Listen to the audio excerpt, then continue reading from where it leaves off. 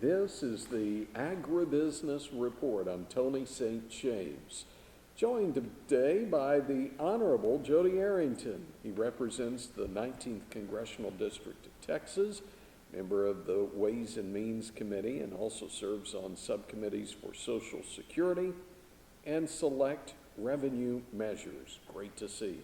Great to see you, Tony. I'm not used to seeing you, well, let's just say I'm used to seeing you in the largest pumpkin patch in the world, and today you're in the largest swamp in the world, at least in this country. I bet there are some formidable swamps around the country, around the world. But no, it's always good to be with you, and it's this is our nation's capital.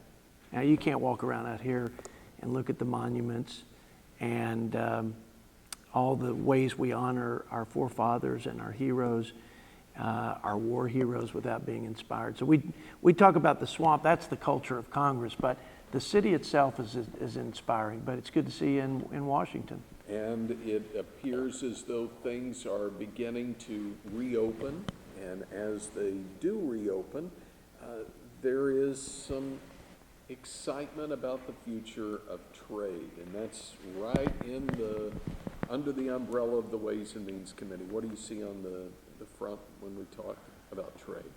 Well, trade is about prosperity, and working on a farm bill for 2018 with Chairman Conaway, whose portrait was just unveiled, will hang in this committee hearing room. And if you haven't seen it, it's beautiful. And he deserves it. He's earned it. That was a tough farm bill and a critical one for West Texas because of cotton and Title I. And but safety nets are for survival when things go bad, whether it's markets or weather, disasters. No one ever predicted this unprecedented pandemic disaster.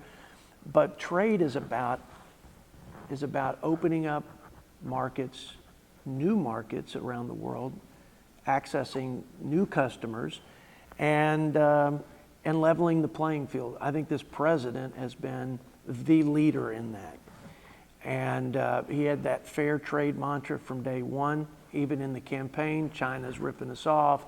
NAFTA was a bad deal, and we were losing jobs on account of it. And so I give him credit for bringing that to the fore, making it a priority. And then I was on the whip team for USMCA. It's absolutely a better deal. I think our Texas producers were probably doing pretty well. I'd say marginal improvement for them.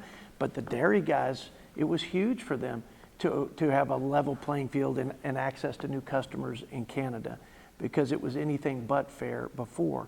And of course, we're for American producers of all kinds, including our fellow producers of cars in other parts of the country, and they were really at a disadvantage. So all in all, that was a historic agreement, and it's going to help us expedite more free trade agreements around the country. China, huge purchase agreement, largest ever, which, by the way, I think takes a little of the sting out of the pandemic if they stay on target with their purchases. On the ag side, so far so good. And then we put some structural reforms in place so they can't manipulate the markets and distort them in a way that disadvantages us. They've been doing that forever, whether it's manipulating their currency or stealing IP or dumping cheap products on the market. I'd say that we've never been in a better place. As we get through this pandemic and demand comes back, as you said, we've got amazing opportunities in the Asia Pacific area, in Europe, and in the UK as they, break off from the European Union. I think there are tremendous opportunities. So we're at the ready, and we've got that USMCA framework that will help us move those more quickly.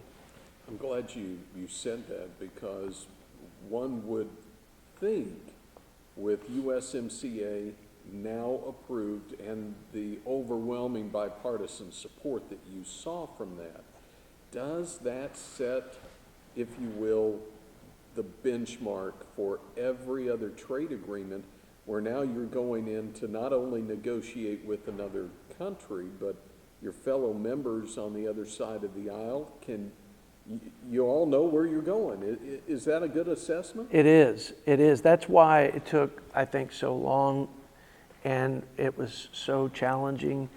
But ultimately, to have the overwhelming support, I don't think a single Texan voted against it, Republican or Democrat. So I think, once you plow that field the first time, it's a whole lot easier to go back through it and apply the same principles. For Democrats, labor and environmental issues were important to them. I'd say that for me, it wasn't just the environmental and labor issues per se in terms of fairness to, for example, Mexican workers or protecting the environment. I would say for me, it's the fact that we have tremendous cost imbalances because of the regulations we put on American producers versus Mexico and other places. So, hey, whether we can debate the policies of whether a minimum wage is good or it hurts our economy and we lose jobs, that is all fair debate.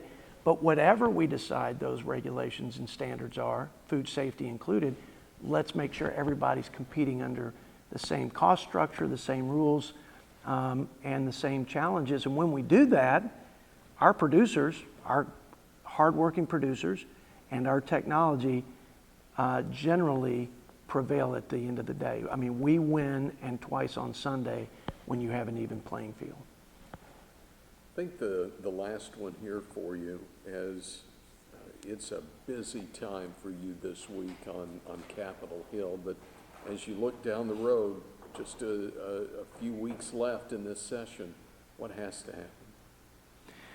Well, it's unfortunate, Tony, that in a national crisis, we haven't been able to come together and fill the gaps that still exist.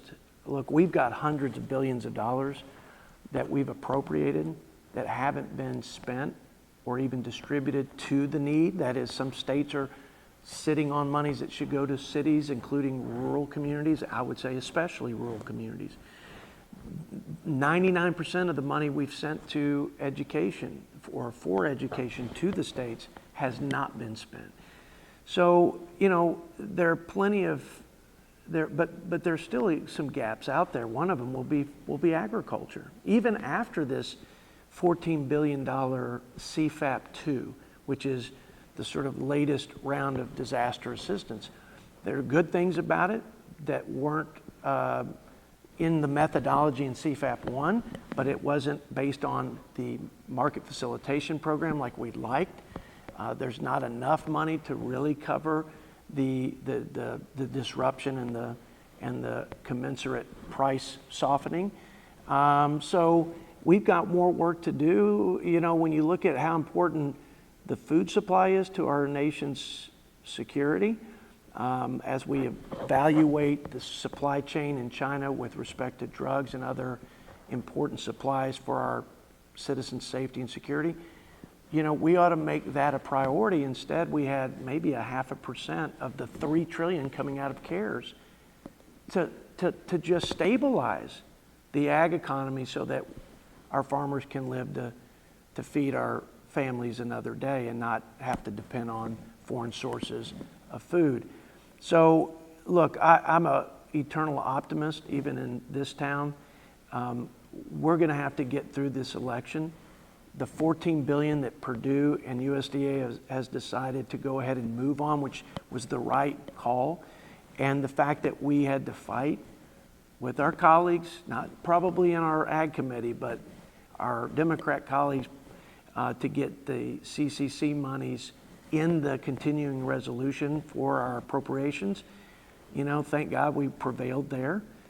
So there's some peace of mind and some things that are going on that can tide us over and give us enough breathing room to get through the election. After that, we've got to get back to work and we've got to come together and govern our great nation as Americans, not as Republicans or Democrats. Regardless how it shakes out, there's still some need, and we need some more targeted assistance, and certainly in agriculture, among others, but I would put agriculture at the top of the list.